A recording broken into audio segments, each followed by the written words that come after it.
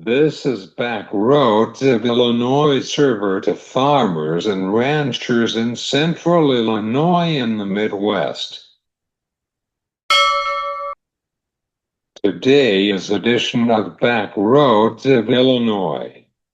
We were bringing you lasted for farming sources and information sponsored by AgriGold. We're glad you're here. I am Cesar Delgado. I am your host of today's program. Happy Tuesday to all. I am joining with Justin Weber from Precision Planting. We were talking about the technology from Precision Planting in Pontiac, and then we were talking about the planting progress in Missouri and commodities markets with Brian Hoops from Midwest Solution on Today with Brian. I will be joining with Justin Weber from Precision Planting. This is Back Roads of Illinois. This is your commodity markets for this afternoon, sponsored by Kyle Bumstead from Allendale Incorporated. July corn is up at 3 to 6 cents. December corn is up at 5 to 10 cents. August beans are down at 5 to 10 cents. November beans are down at 5 to 10 cents. Kansas City wheat is lower for today. KC July wheat is down at 3 to 6 cents. KC September wheat is down at 9 to 4 cents. Chicago wheat is up. Chicago July wheat is up at 5 to 10 cents. Chicago September wheat is up at 4 to 8 cents. June cattle is up at 3 to 6 cents.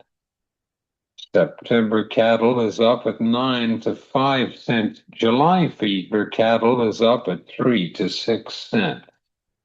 August feeder is up at 5 to 10 on the quarter. June hogs is up at 3 to 6 cents. August hogs is up at 4 to 8 cents. That's your commodity markets for this afternoon. I'm here with Justin Weber from Precision Planting in Pontiac, Illinois, out of the city of Bloomington, Illinois. Justin, how are you today? I'm good. How are you? I'm good. Justin, could you tell our audience about the company and lasted technology from Precision Planting? Yeah, so precision planting's been around for quite a few years now. We're a retrofit company on planters, combines, sprayers, and what we're doing is just trying to help farmers grow better yield on their farm. We're trying to benefit them in as many ways as possible to help them better their operations. What is the newest product in the company? What is the newest product in the company? It's probably our vision system for the sprayer. So the cameras that go out on the sprayer, and we can do the see and spray with the weeds in the field.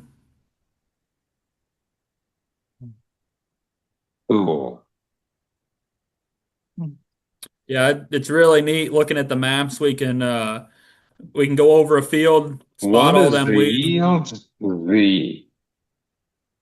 Go ahead. Yeah, so it's really cool. We can, run over the field for those passes, only spray the weeds. We get that chemical saving, but then at the same time, we can get a map of the weed pressure on any given field at any given time. That way, if we make another post pass to try to hit those weeds again, or if we just need to go back and walk the fields and check those areas, and just to double check that we got everything. How was your corn planting progress in central Illinois? However, it was pretty cooler than average from last week.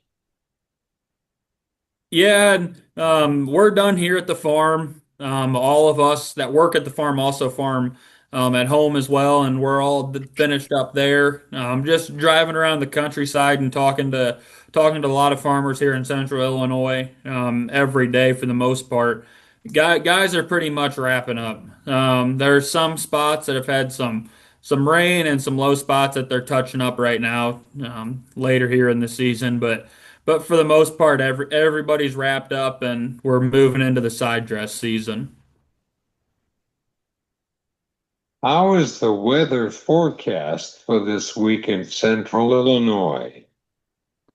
Yeah, for us, it's cool and rainy. Tonight we're supposed to get just over a half inch of rain, and then they're calling for a couple tenths every day for the rest of the week. So we're uh, we're now that the corn's growing, we're finally ready for a little rain, so we're excited for it to come.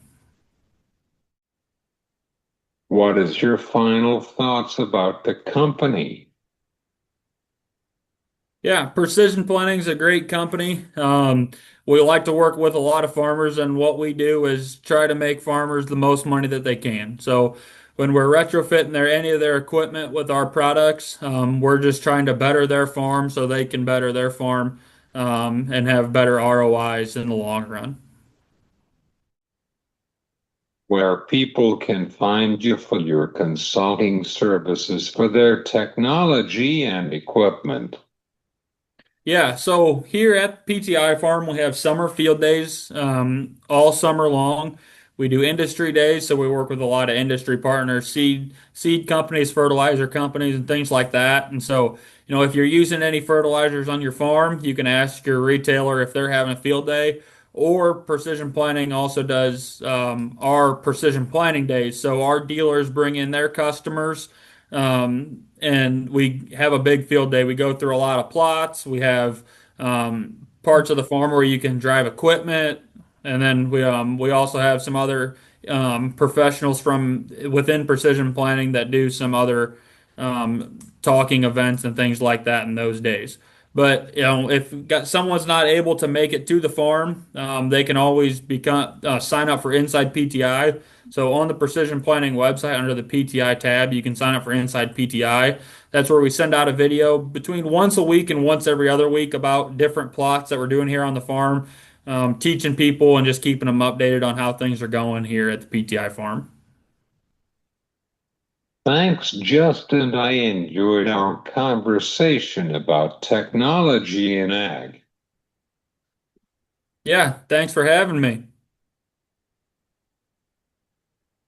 This is Justin Weber from Precision Planting in Pontiac, Illinois, on back roads of Illinois. The weather in southern Illinois and Missouri is very wet the past week ago. They have a major flooding in central Missouri. We were talking about it with Brian Hoops from Midwest Solution for this afternoon. Brian, how are you today in Springfield? Hey. Hi, Caesar. I am doing great. Yeah, it is wet around here. We have had a lot of rain. It was a record amount of rain during April and May for Springfield, record amounts. And sounds like we're going to get more rain maybe the next 7 to 10 days. And it's almost too much rain at this point. So we'd like to spread it out over the course of the summer, but I guess we'll take it while we get it. How many inches, Brian? How are you doing?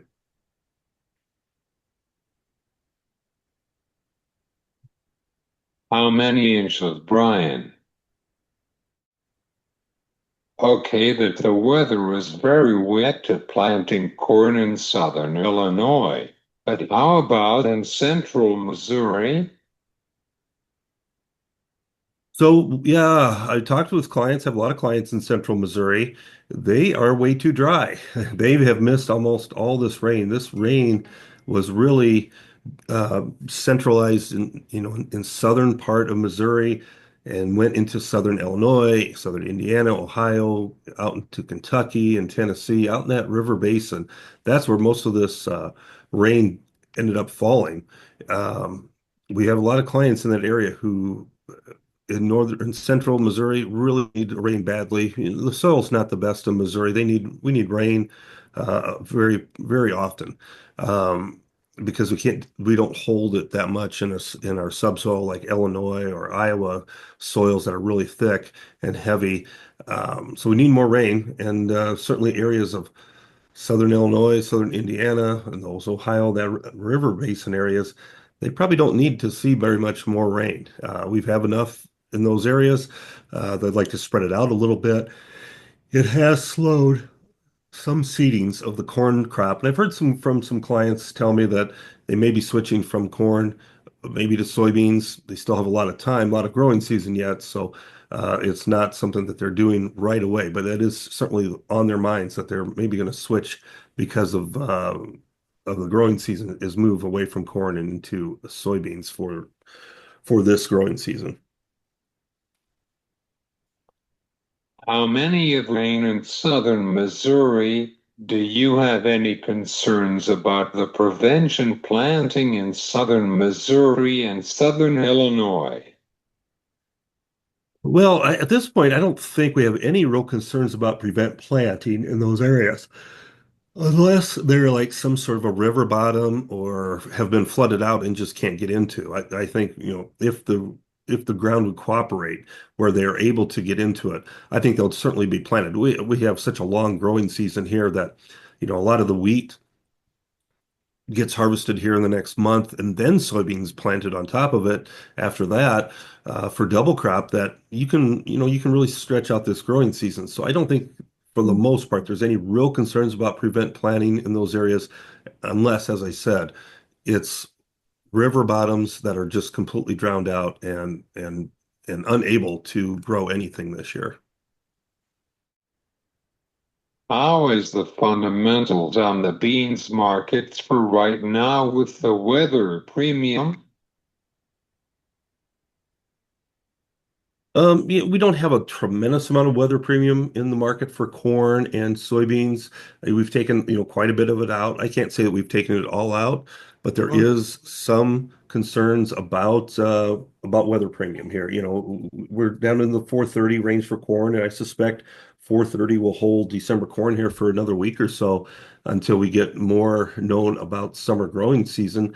And for soybeans, we're 10.15, 10.20. I, we start dipping below $10. I think you really have removed a lot of weather premium out of this market very soon, especially when you have less planted soybean acres this year. To me, those are some kind of areas that I think will hold at least until we get into the middle of June and we can see how weather forecasts are portraying last half of June into the 4th of July timeframe. How is the technical aspect done today, Brian? Well, technicals have been pretty negative for both corn and beans. We've dropped from the highs that we saw 2, 3 weeks ago as we removed some weather premium, as there's not been hot and dryness. There's been plenty of abundant moisture. Uh, first ratings of the year were not as high as expected, but still decent, I guess I would say. So, the market here at this point, we've taken some premium out. July corn, I think, closed higher for the first time in 6 or 7 trading sessions today, but it was only fractional gains. So we're certainly well oversold in this market and ready to have some sort of a bounce. It's going to have to come from weather, I think, at this point in time. Corn ratings did not improve as much as expected in yesterday afternoon's report. That helped the corn market to rally a little bit. We are well behind last year's pace for corn ratings. So there is a chance here that we can start to put in a little bit of premium and find a little bit of support for this market.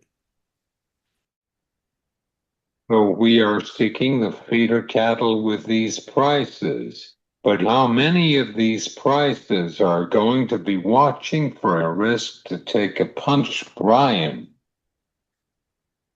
Well, the feeder cattle market has has had a great run. Live cattle have had a great run. They did close lower today after higher gains early in the session, so it's produced another outside day lower. This is, technical weakness that the market is having to work with in here, and we've had a couple different outside day reversals.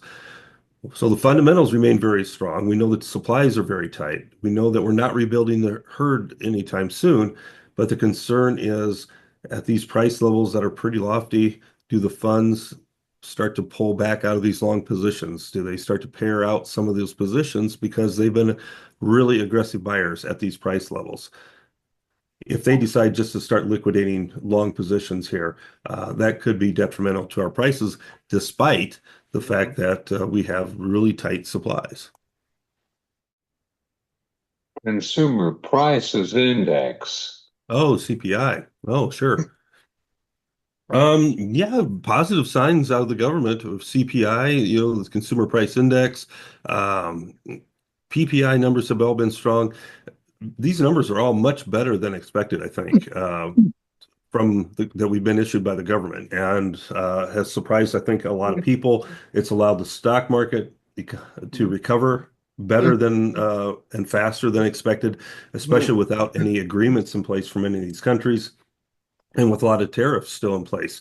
So it's been a surprising development, but it's been a bullish one finally for stockholders. So, not to say that we're out of the woods yet. I think if we fail to reach some agreements with some of these countries and these tariffs remain in place, some of these numbers will be adjusted down the road and adjusted in a negative way. I'm sorry about that, but it is pretty important to watch it. Absolutely, it is. You're correct that it is very important for consumers to watch it. And that's one thing, especially as it affects the cattle market. If we have negative CPI numbers, if we have negative economy, negative growth, it will hurt our consumer demand, especially for beef and for pork this year.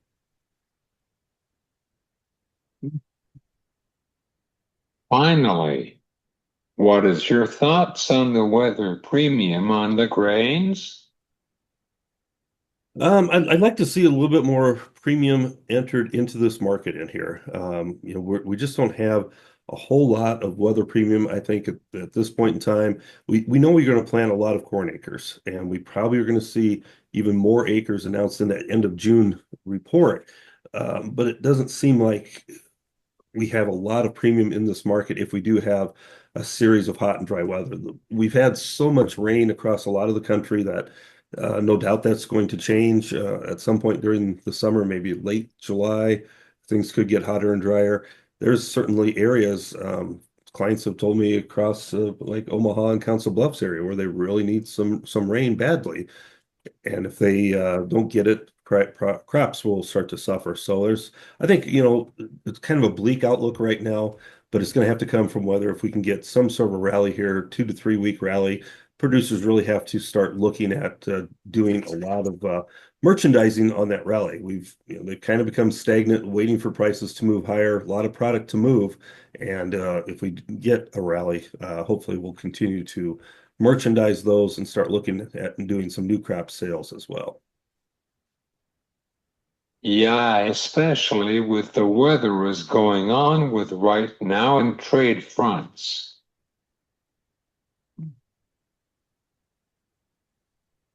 Yeah, we certainly could use a weather rally and some positive news off of some trade agreements would be beneficial for the markets as well. We'd like to see, especially with agreement with China and some of these other countries that are would buy more of our product, more of our corn, more of our soybeans.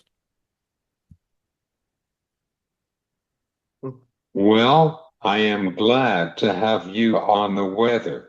People who are dealing with major flooding in central Missouri and southern Illinois. Brian, thanks for sharing your thoughts on it. Well, it's always good to talk with you, Caesar. Glad to hear that you're doing well and that your podcast is growing and expanding.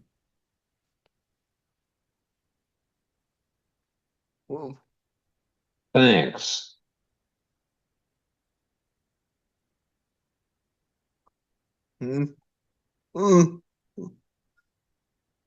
This is Brian Hoops for Midwest Solution on Back Roads of Illinois. Thanks to Justin Weber from Precision Planting and Brian Hoops for Midwest Solution. This been Back Roads of Illinois. I am Cesar Delgado. You have a great day.